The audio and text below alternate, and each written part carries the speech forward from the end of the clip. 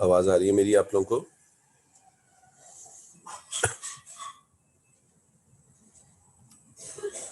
Hello,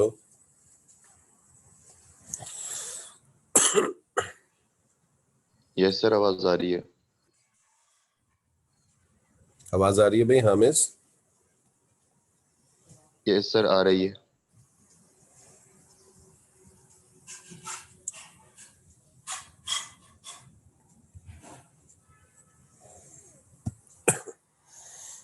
कैसे हुए भाई आप लोगों के पेपर मिड टर्म के?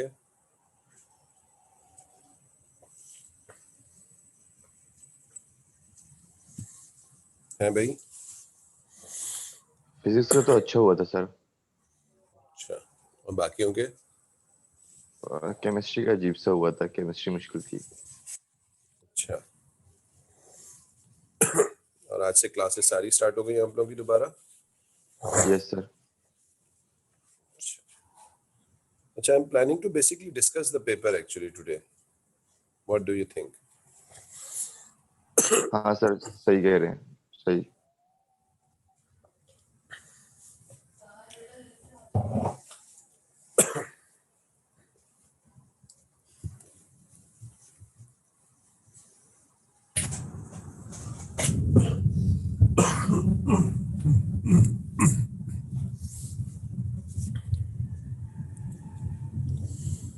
अच्छा जी, मैं ख्याल है 26 से आप लोगों की छुट्टियां हो रही हैं। We have 3 days I guess, most probably 3 days हमारे पास हैं मुश्किल से, और उस 3 days में आई बिलीव कि हम लोग जो है अपने जो मिड टर्म के पेपर्स हैं वो डिस्कस कर लेते हैं। So let us start with paper 2 today. Paper 2 से हम लोग स्टार्ट करते हैं।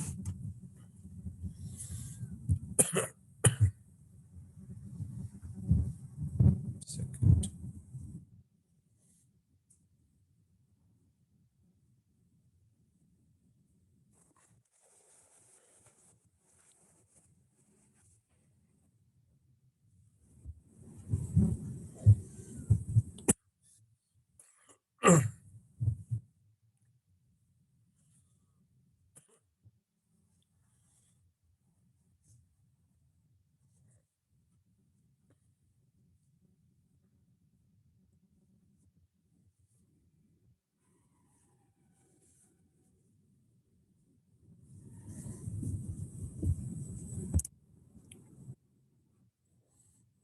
जी बच्चों,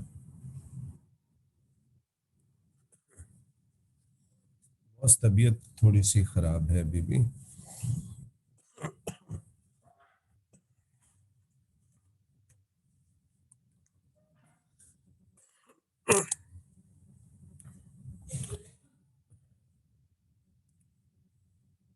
बाद मुझे सर्दियों में ब्रीदिंग में प्रॉब्लम होता है।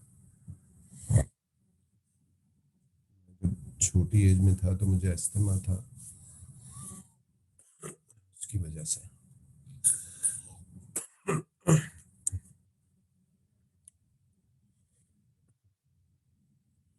हाँ, अभी भी थोड़ी बेहतर नहीं हुई।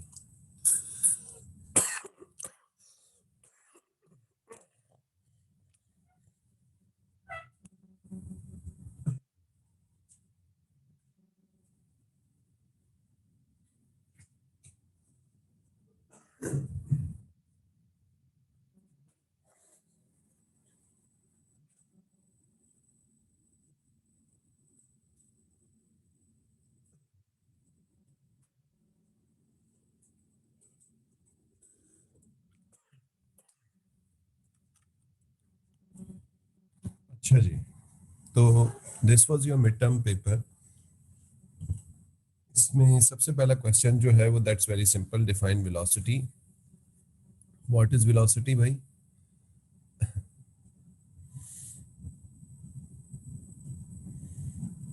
जी, The displacement covered per unit time. बिल्कुल सही है, इंशाल्लाह। Thank you mass.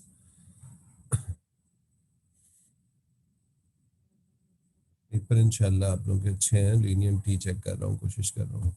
Obviously you I have to give you edge of some situation of the medical pandemic, तो उसकी वजह से जो है and obviously GCSE, GCE सब थोड़ा थोड़ा leniency दिखा रहे हैं, तो obviously we have to give some leniency as well. अच्छा जी, डिफाइन वेलोसिटी फेमिना ने भी बताया, the change in displacement per unit time या डिस्प्लेसमेंट पर यूनिट टाइम या change in position per unit time, इसको हम वेलोसिटी कहते हैं. The drag force D F D acting on the car moving with the velocity v. Drag force मैं काफी दफा बता चुका हूँ, फ्लूइड फ्रिक्शन को ड्रैग फोर्स बोलते हैं.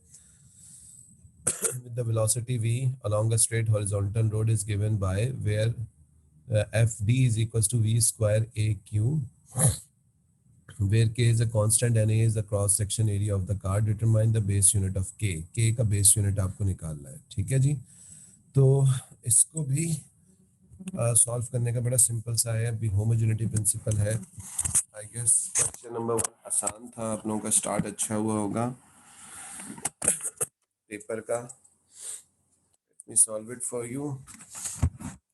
फोर्स का यूनिट होता है kg ms-2, ठीक है जी, इज इक्वल्स टू वेलोसिटी का m स्क्वायर s-2. ठीक है, या चले मैं स्टेप वाइज इसको कर देता हूँ ताकि आप लोगों को प्रॉब्लम ना हो.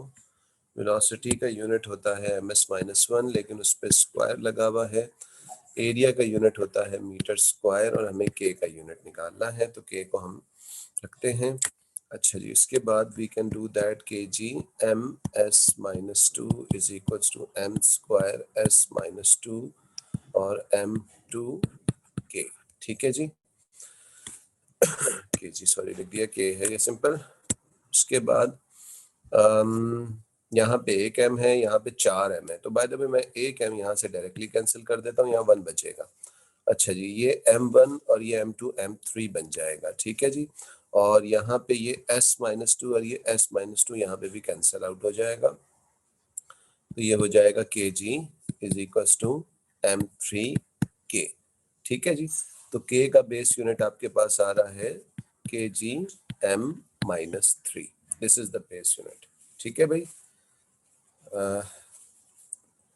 आई होप सबका सही निकला होगा ये यूनिट. है भाई, है भाई, आयशा सही हुआ था ये?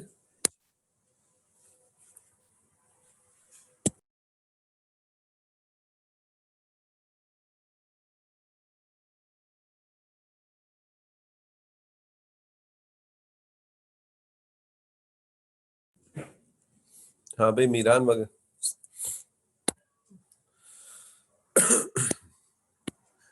अच्छा जी, so this was the first part of the question.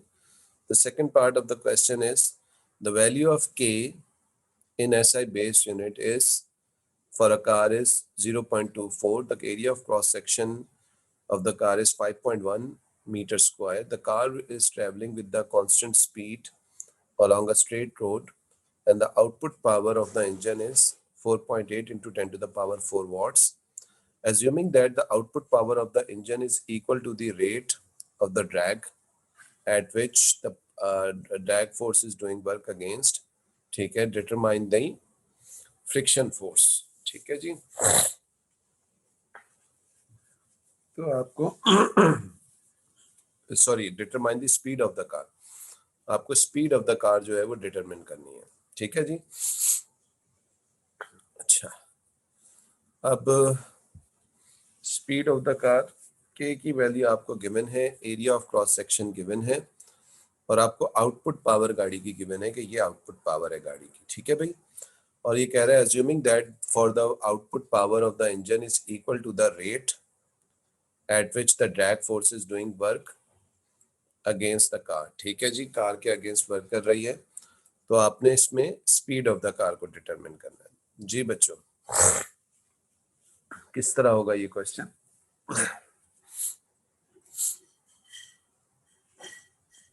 Sir वो formula P equals to FV के जरिए. P is equals to FV के जरिए. ठीक है, FV के जरिए हम करेंगे, लेकिन फोर्स तो हमें पता नहीं है. सर फोर्स में वही फॉर्मूला जो ऊपर वाला लिखा हुआ है वही लगाएंगे. हाँ, और V डाल देंगे. बिल्कुल सही है, शाबाश. तो हम एक्चुअली या तो इस इक्वेशन को, जैसे कि ये मैं क्लियर कर दूं, ये जो लिखा हुआ है, देखिए हमें फॉर्मूला पता है, power is equals to force into velocity. या तो यहाँ फोर्स को सब्जेक्ट बना लीजिए, फोर्स किसके बराबर हो जाएगा, पावर इनटू वेलोसिटी के, ठीक है, sorry power divided by velocity, ठीक है भाई। अब हमें ऊपर ड्रैग फोर्स की इक्वेशन दी है Fd is equal to v square A k, और यहाँ F की फोर्स की वैल्यू आप यहाँ लगा सकते हैं, तो ये हो जाए के पास P upon V is equal to v square A k, ठीक है जी। Now what you can do, you can simply substitute the value, all values are given, ठीक है, ये V उधर जाके V क्यूब हो जाएगा, ठीक है, और ये के इधर आ जाएगा, तो V cube is equal to P upon A into k. Power आपको गिवन है 4.8 into 10 to the power 8, sorry 4 है, इसको ठीक कर लेते हैं,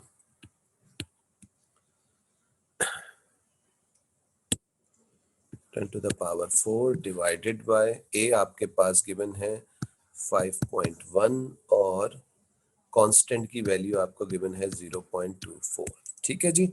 और ये लेने के बाद इस कप का आप क्या लोगे बच्चों, क्यूब रूट लोगे, क्योंकि V के ऊपर क्यूब लगा हुआ है, तो क्यूब रूट लेके हमारे पास इसकी स्पीड आ जाएगी। What is the value of speed, 33.97. 33.97 which is approximately 34 meters per second, ठीक है भाई, क्लियर है ये। I am not gonna ask कि ये पार्ट किस किस का ठीक हुआ, ठीक है,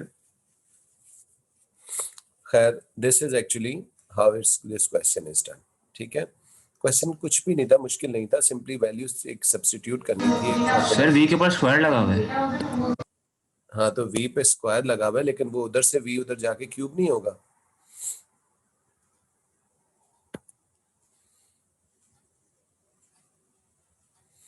ठीक है जी। हाँ भाई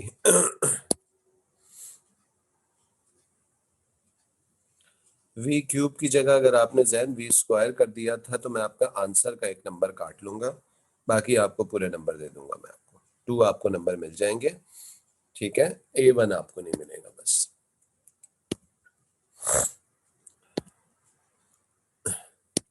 ठीक है, कोई मसला नहीं है, कैलकुलेशन के मार्क्स आप सबको मिल जाएंगे। अच्छा जी, let me clear that, copy हो गया ये वाला हिस्सा,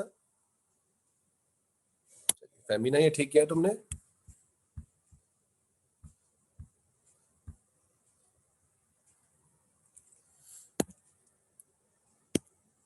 अच्छा जी। क्या गड़बड़ की भाई मोस्टली बच्चों ने यहाँ पे, है भाई, जरा डिस्कस करो हामिस, किस चीज में गड़बड़ हुई, कैसी क्या प्रॉब्लम आई जिसकी वजह से ये नहीं हुआ, फॉर्मूला नहीं याद आ रहा था, अरे यार।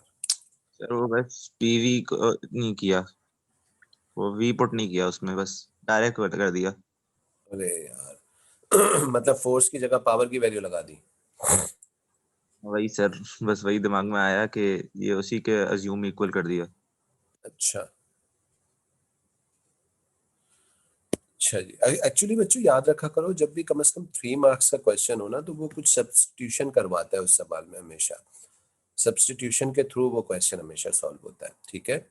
और ऐसा कोई मसला नहीं है, देखो this was the mid terms और this is the first time you are giving A levels paper, O levels के आपने दिए हुए वो डिफरेंट चीज होती है, ए लेवल्स थोड़ा सा डिफरेंट है, तो आई डोंट थिंक सो कि आप लोग इतना ज्यादा परेशान हो उसके ऊपर, just learn from your mistakes, जो जो आपकी गलतियां हुई हैं प्लीज उससे लर्न जरूर कीजिएगा, और बाकी डोंट वरी अबाउट एनीथिंग, होती हैं गलतियां, सबसे होती हैं, हमसे भी होती हैं, ठीक है, तो प्लीज बिल्कुल आप लोग परेशान नहीं होइएगा बिल्कुल भी, ठीक है, घबराना नहीं है वो कहते हैं बस कोशिश ये करें कि अपनी गलतियों से सीखें सारी चीजों को, ठीक है।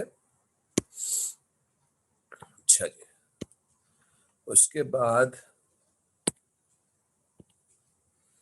क्योंकि हर बंदा बहुत डिफरेंट स्टेट ऑफ माइंड में आजकल है, तो आई डोंट थिंक सो कि उतना ज्यादा हमें किसी को क्रिटिसाइज हमें फालतू में करने की जरूरत नहीं है, ठीक है ना। अच्छा बच्चों ये बताओ मुझे कि ये क्वेश्चन कर लिया था, ये क्वेश्चन मुझे याद है, ये मैंने शायद करवाया भी था आई थिंक, अगर तुम लोगों को याद हो,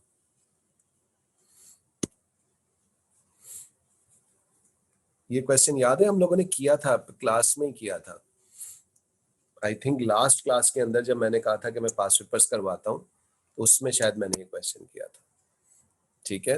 अच्छा, do I need to solve this question again? क्या मुझे इस क्वेश्चन को दोबारा करवाने की जरूरत है?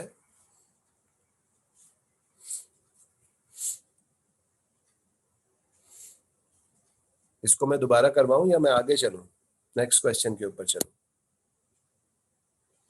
अच्छा चलो मैं दोबारा से चलो करवा देता हूं इसको। जी, determine the expression in terms of u, v and t the area of the graph. देखो एरिया हमारे पास ट्रेपीजियम का है, ट्रेपीजियम का एरिया का फॉर्मूला हमारे पास क्या होता है? Trapezium is equal to 1/2 base और sum of two parallel sides. यहाँ पे दो जो पैरेलल साइड है, एक साइड ये है v और एक साइड है ये u, तो ये हो जाएगा u प्लस v, ठीक है जी। अच्छा जी, अच्छा ये मैंने क्या कर दिया, पहले मैं फॉर्मूला लिखता हूँ फिर उसमें वैल्यू सब्स्टिट्यूट करता हूँ ना, ताकि प्रॉब्लम ना हो। h1 प्लस h2 ये होता है बेसिक फॉर्मूला। अच्छा जी, यहाँ जो एरिया है that will be equals to 1/2 base हमारे पास है टाइम t और ये हो जाएगा u प्लस v, ठीक है जी। यहाँ हम ये कह सकते हैं कि area is equals to u plus v upon 2 whole bracket t, ठीक है। इस तरीके से भी हम इसको कर सकते हैं, सही है। तो ये एरिया, और हमें पता है कि ये इक्वेशन हमारी फोर्थ इक्वेशन ऑफ मोशन है और ये किसके बराबर होती है? डिस्प्लेसमेंट के बराबर होती है, बिल्कुल सही है। सुवार्ट इक्वेशन बन गई हमारे पास। अच्छा, उसके बाद नेक्स्ट में क्वांटिटी हमने बता दी कि ये क्या हुई है।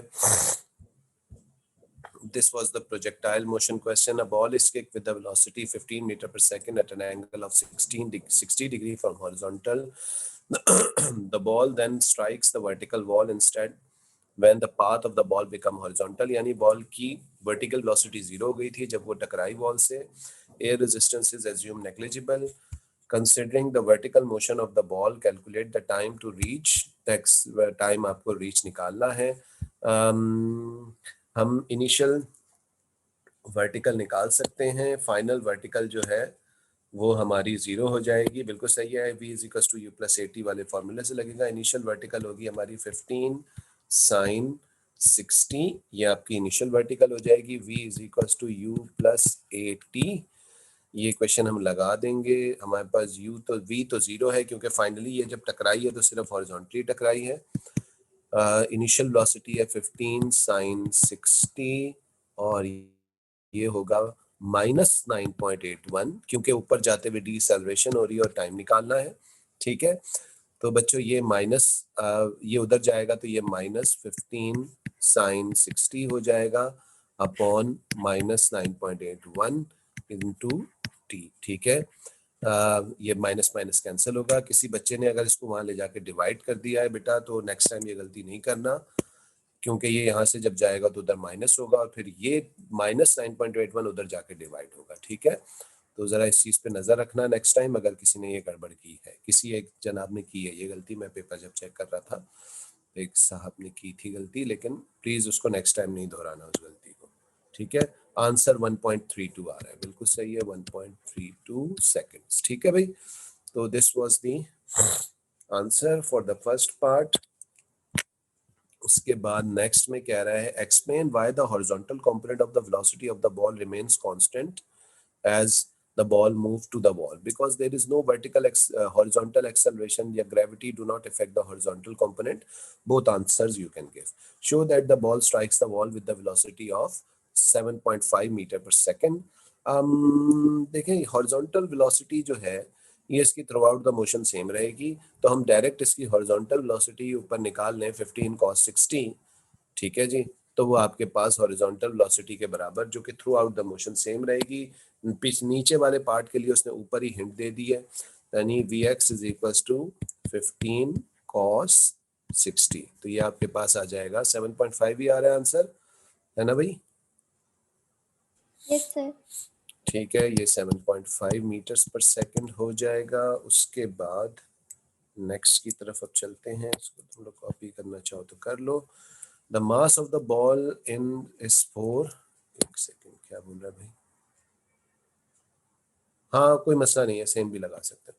The mass of the ball in B is 0.4 kg, it is in contact with the ball ठीक है, बॉल के साथ कांटेक्ट रही है वो 0.12 second, rebound horizontally with the speed of this, use the information, calculate the change in momentum. Change in momentum यानी impulse को इसने कैलकुलेट हमें करने को बोला है। चेंज इन मोमेंटम कैसे निकलता है? फाइनल माइनस इनिशियल मोमेंटम से।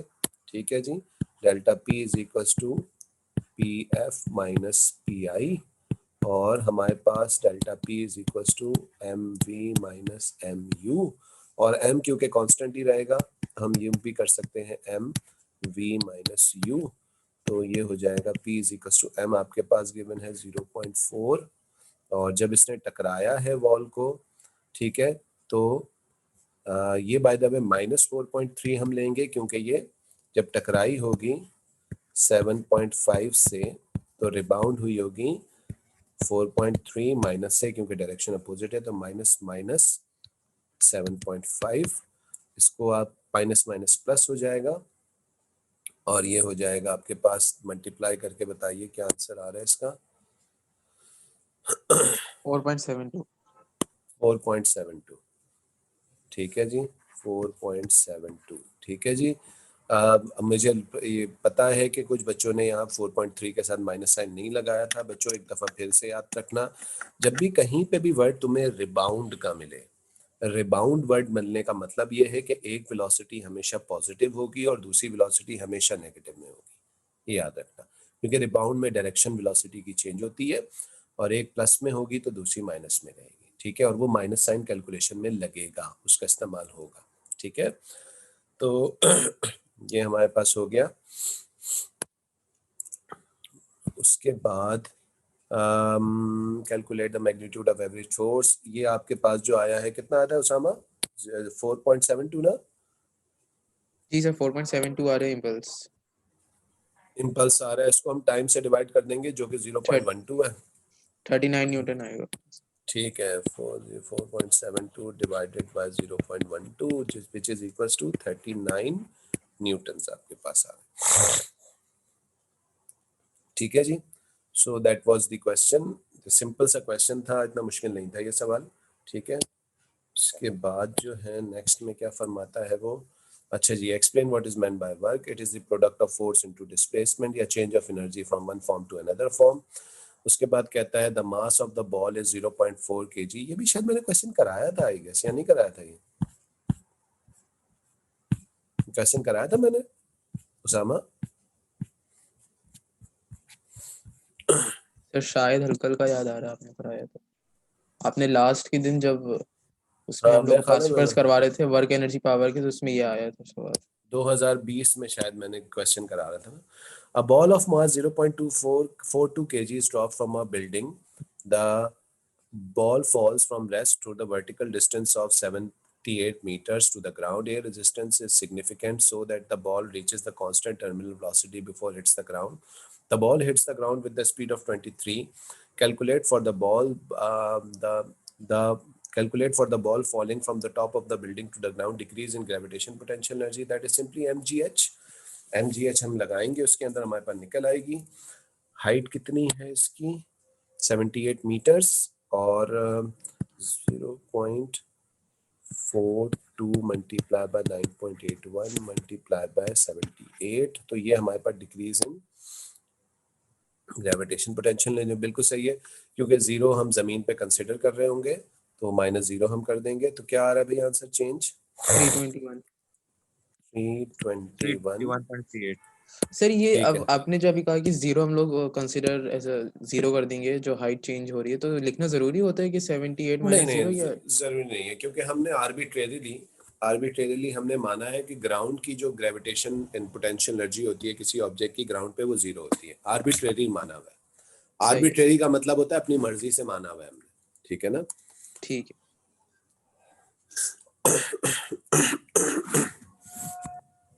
अच्छा जी, ये हो गया हमारे पास, इसको मैं क्लियर कर देता हूँ। That's very simple, that part मेरा ख्याल है सबने ठीक किया होगा। Increase in kinetic energy, increase in kinetic energy हमें निकालनी है, ठीक है जी। तो अब हम क्या करेंगे, 1/2 mv² लगाएंगे, है ना भाई, और उससे हम इसकी काइनेटिक एनर्जी को निकाल देंगे। आई थिंक ये पार्ट भी सबने ठीक कर लिया होगा। मैं नीचे यहीं पे लगा देता हूँ, चले 1/2 0.442 मल्टीप्लाई बाय 23 का स्क्वायर। ठीक है जी, तो ये काइनेटिक एनर्जी आएगी। क्या काइनेटिक एनर्जी आ रही है भाई?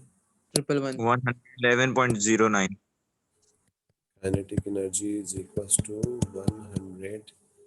111.09। ये ठीक है, 09 111.1। अच्छा, by the way energy, gravitation potential energy कितनी लॉस हुई थी? 321 321.38। हाँ ठीक है जी। और काइनेटिक कितना गेन हुआ है, तो इसका मतलब है कुछ ना कुछ लॉसेज ऑफ एनर्जी हुआ होगा, है ना? और वो जी जी एनर्जी लॉसेज किसकी वजह से होगा? एयर रेजिस्टेंस की वजह से होगा। तो हम उसको माइनस करके निकाल सकते हैं लॉस ऑफ एनर्जी को, और उस लॉस ऑफ एनर्जी को दे के उसने यकीनन हमसे फ्रिक्शन फोर्स कैलकुलेट करवा ली होगी। बस ये एक दो चीजें ही आती हैं इसको कैलकुलेट करवानी, और कुछ नहीं आता इसको। ठीक है, तो ये दोनों माइनस कर दोगे इसमें से 322.38। आप लोग प्रैक्टिस करोगे ना तो आप लोगों को इतना हो जाएगा कि आप लोगों को सवाल समझ में आने लगेंगे कि वो अगला सवाल क्या करने वाला है आप लोगों से। ठीक है, ये आप माइनस करके निकालो, क्या आंसर आ रहा है? 210.29 210.29। ठीक है, ये हमारा वर्क हुआ है, वर्क डन अगेंस्ट फ्रिक्शन। ठीक है जी, या हम इसको लॉस्ट एनर्जी भी बोल सकते हैं। ठीक है जी, क्योंकि ये हमारे लिए यूजफुल फॉर्म में नहीं हुई ना कन्वर्ट। अच्छा जी, अब हमें फोर्स निकालनी है, तो डिस्टेंस कितना गिरा है? ये 78 मीटर का। 78 डब्ल्यू एफ इंटू एस का डिस्टेंस हम निकालेंगे। 210.029 is equals to F divided by 78। बताइए क्या वैल्यू आ रही है डिवाइड करके इसकी? 2.7 2.7 2 न्यूटन्स। ठीक है जी, तो ये हमारे पास इसका भी हो जाएगा हिस्सा 2.7। Now next is the ball is stopping at T and hits the ground at capital T. The acceleration of the ball is g, initially 0 थी और फिर 9.81 थी। Sketch the, अच्छा जी,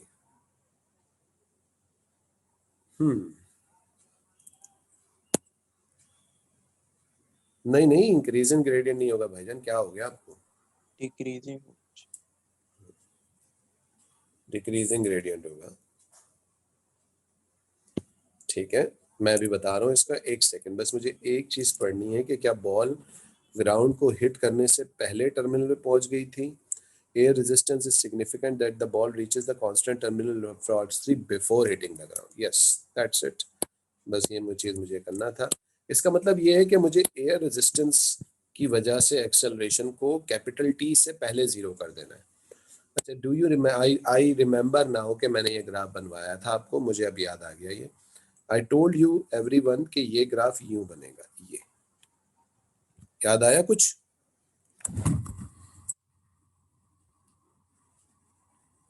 और ये यूं हो जाए।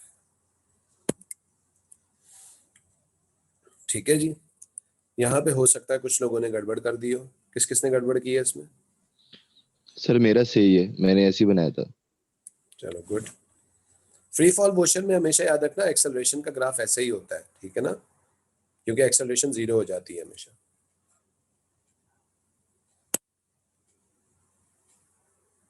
क्योंकि बेटा एक्सेलरेशन सारे में जीरो होगी तभी तो वेलोसिटी कांस्टेंट होगी ना। एक्सेलरेशन बेटे जब जीरो होती है तो चेंज इन वेलोसिटी नहीं होता, इसका मतलब है कि वेलोसिटी कांस्टेंट हो जाती है। अगर तुमने शेप सही बनाया, उसको जीरो नहीं किया ना, तो तब भी तुम्हें सारे में 1 मार्क मिलेगा। ठीक है, लेकिन अगर शेप भी जीरो नहीं किया और बस शेप बनाया और फिर जीरो भी नहीं किया तो फिर मार्क मुश्किल है मिलेगा। ठीक है,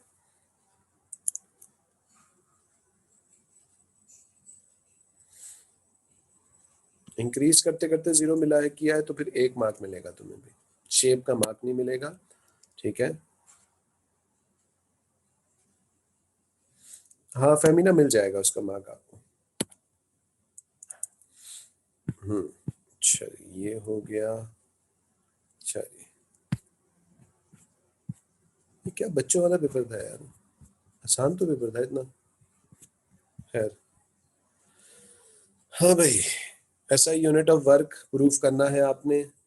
ठीक है, ऐसा यूनिट ऑफ वर्क करते हैं proof. W is equal to F into d, f s चले, और work is equal to k g m s minus two into m k g m two s minus two. ठीक है जी, ये हो जाएगा आपके पास electrical energy store in a component is equal to E is equal to q square upon 2c, where Q is a charge and C is a constant. Use the information to determine the SI। ठीक है, electrical energy का unit और work का unit बच्चों same होता है, तो k g m two s minus two is equal to charge का यूनिट होता है ए एस, क्योंकि चार्ज बराबर होता है करंट इनटू टाइम, और ए एस और क्यू स्क्वायर है तो ये हो जाएगा A square s square upon two को यूनिट को टू को इस्तेमाल नहीं करेंगे, सी निकालना है हमें। ठीक है जी, और ये माई प्लस टू उधर जाके माइनस टू हो जाएगा तो ये प्लस 4 हो जाएगा, और ये ए टू उधर जाके माइनस 2 हो जाएगा, तो ये सी is equal to k g m two s minus 4 A minus 2। I think मैंने ये क्वेश्चन आप लोगों को पहले भी कभी दिया है, मुझे याद पड़ता है, किसी टेस्ट में दिया है, मुझे याद पड़ रहा है ये।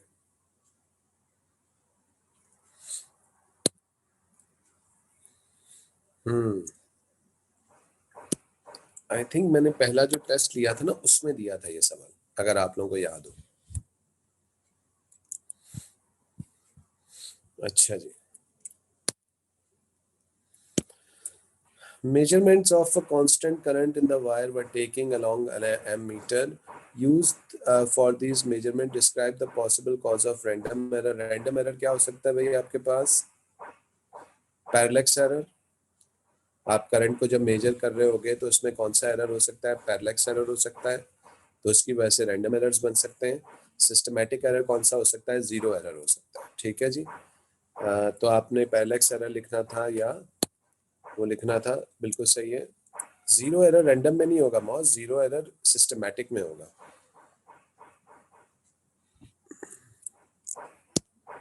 अच्छा जी, ये वाला पार्ट ठीक किया भाई? है भाई?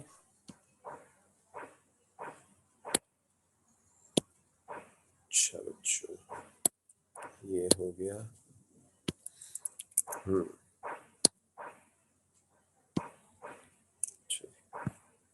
उसके बाद क्या है? Newton second law of motion, force is directly proportional to rate of change of momentum. ठीक है, आई थिंक मैंने ये क्वेश्चन भी कराया था शायद आप लोगों को, अगर आप लोगों को याद हो। करवाया ना ये क्वेश्चन मैंने, या नहीं करवाया था ये question?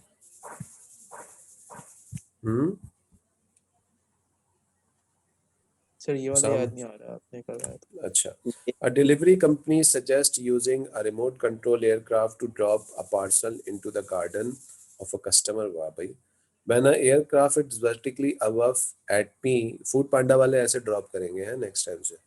When the aircraft is vertically above P on the ground, it releases a parcel with a velocity that has a horizontal and that नहीं, parcel with a horizontal velocity and the magnitude of 5.4 meter per second।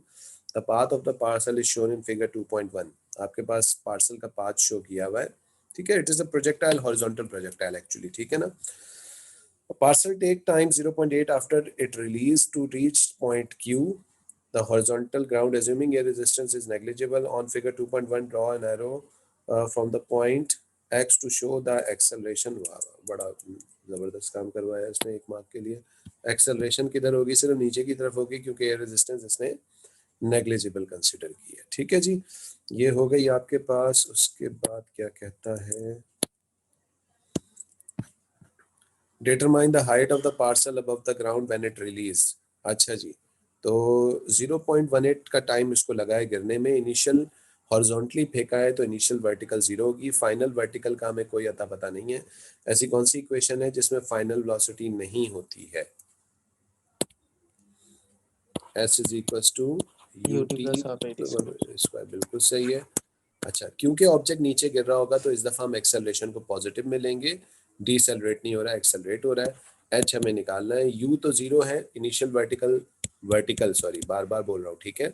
Vertical 0 है जो कि time से multiply होकर 0 हो जाएगी। Simple बचेगा 1/2 9.81 और t हमें गिवन है कितना 0.81 और उसका स्क्वायर करेंगे तो ये हमें मिल जाएगी h की वैल्यू। क्या आ रही है h की वैल्यू? 3.2।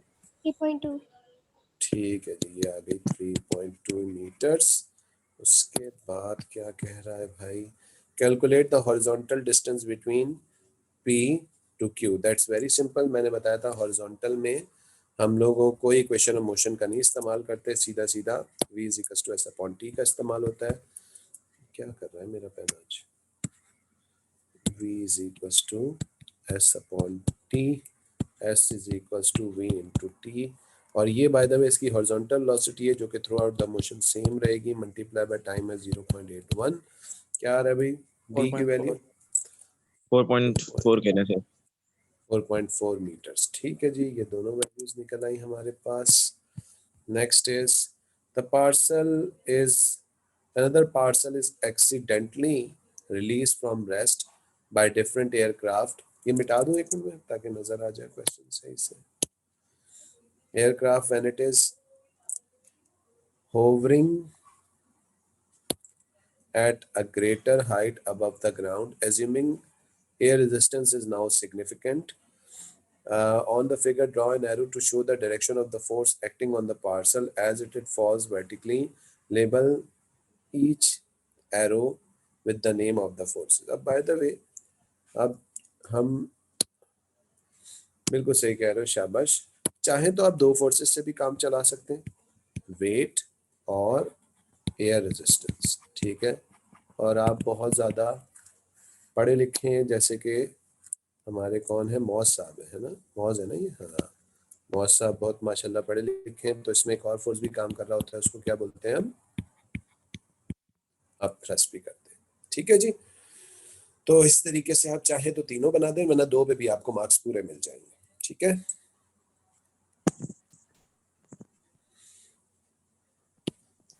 उसके बाद है by considering the force acting on the parcel, state and explain the variation if any on the acceleration of the parcel as it moves down। obvious सी बात है कि जैसे जैसे पार्सल गिरता है उसकी स्पीड बढ़ती है तो उसकी एयर रेजिस्टेंस की वैल्यू बढ़ती जाती है। जैसे जैसे एयर रेजिस्टेंस बढ़ती जाती है रिजल्टेंट फोर्स या नेट फोर्स को वो कम करती जाती है, जिसकी वजह से एक्सेलरेशन डिक्रीज होती है।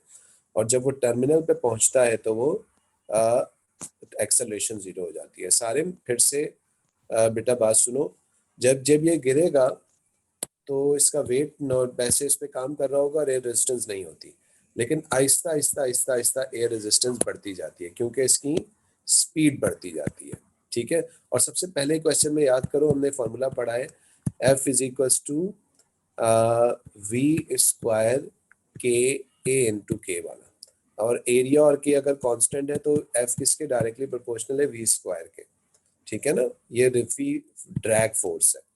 तो जैसे जैसे इसकी स्पीड बढ़ती जाएगी इसके ऊपर जो है वो ड्रैग फोर्स बढ़ता चला जाएगा। ड्रैग फोर्स बढ़ेगा तो देखिए F, और इसको माइनस F कर लेते हैं और इसको मैं F कंसिडर कर लेता हूँ, F minus F is equal to ma।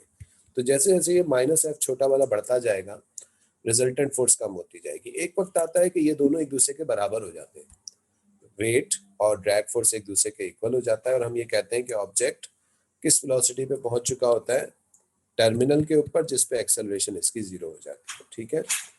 तो ये जो मैंने बातें बताई हैं ये सारी बातें आपको 3 मार्क्स के लिए अंग्रेजी में यहाँ लिखनी है, ठीक है भाई। Describe the energy conversion that occurs when the parcel is falling through the air at constant terminal velocity।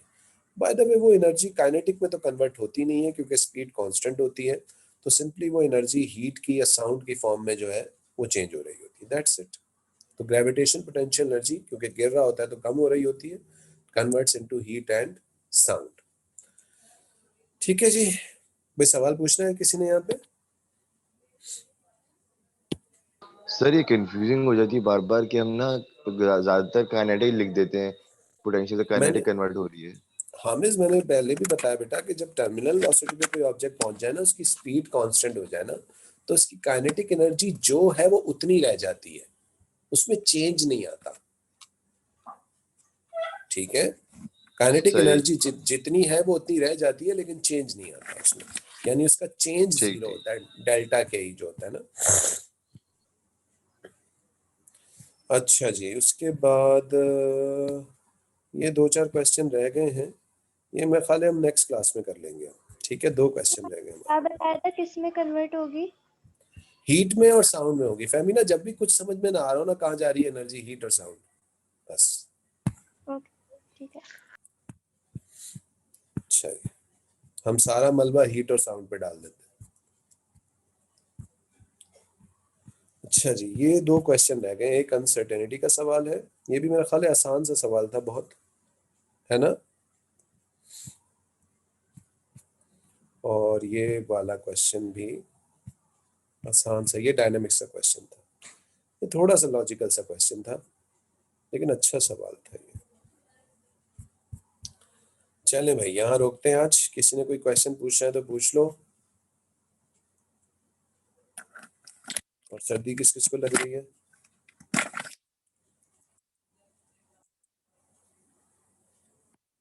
सर्दी बड़ी खतरनाक हो गई है यार, है ना। बल्कि एक दिन पहले शायद बहुत ज्यादा थी यार, आज तो खैर बेहतर हुआ थोड़ा। 1-2 दिन पहले बहुत ठंड हो गई थी।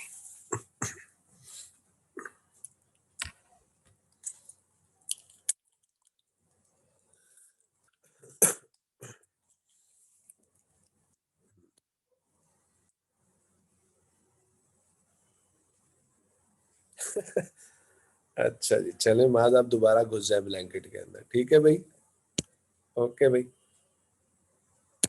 अल्लाह हाफिज। अल्लाह हाफिज सर।